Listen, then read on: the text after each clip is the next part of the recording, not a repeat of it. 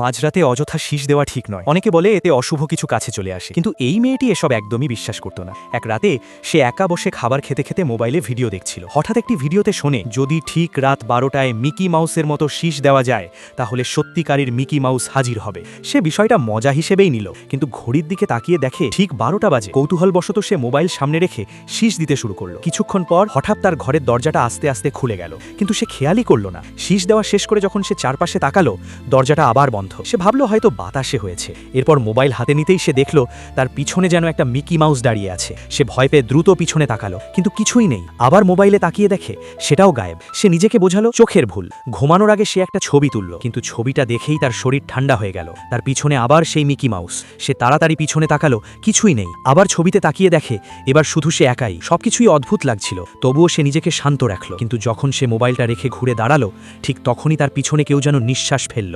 সে ধীরে ধীরে ঘুরে দাঁড়ালো, আর পরের মুহূর্তেই সবকিছু অন্ধকার হয়ে গেল। তারপর থেকে সেই মেয়েটিকে আর কখনো খুঁজে পাওয়া যায়নি।